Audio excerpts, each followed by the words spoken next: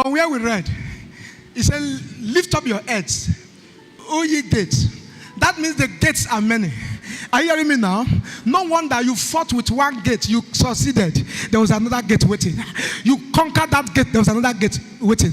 Why? Because it said, lift up your head, O ye gates.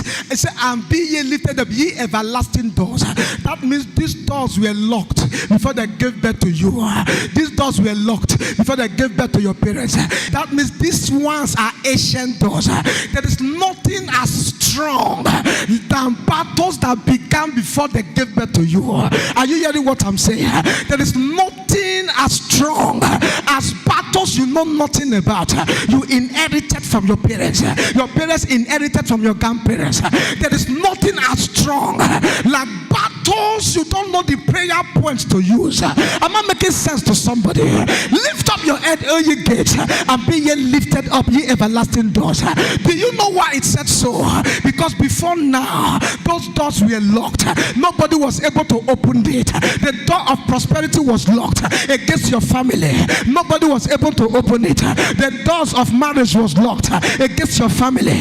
No more than nobody has married in that family. There are doors that have been locked so that nothing good will touch your hand. If these doors are locked, you will be around helpers and helpers won't help you. If these doors are locked, you will go to embassy, they will reject you. If these doors are locked, you will be in the midst of plenty and you will not eat from the plenty. And because you can't eat from the plenty, they've subdued you. Now you can't pay Astrant. Now you can't pay school fees because the ancient doors are locked. This gate started before your father came. This gate started before they gave birth to your grandfather. This is an ancient gate. The gate that was locked by statement. The gate that was locked by your great grandparents. And this gate, ordinary prayer cannot scatter it.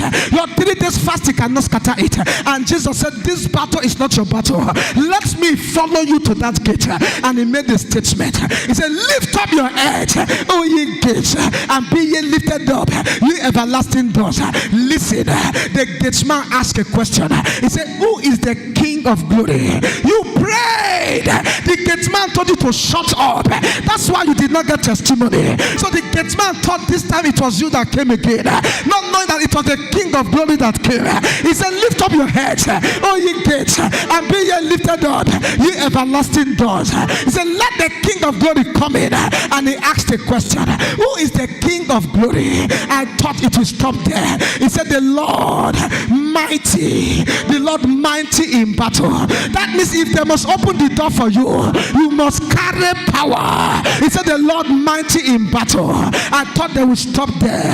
In verse 9, he said, lift up your heads, O ye gates, lift them up, ye everlasting doors, and the King of glory shall come in. In verse 10, they repeated the same question, who is the King of glory?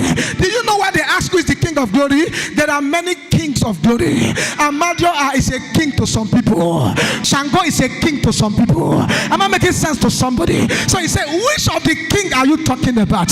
He said, let me distinguish myself. Let me pull myself from the public. He said, who is the King of glory?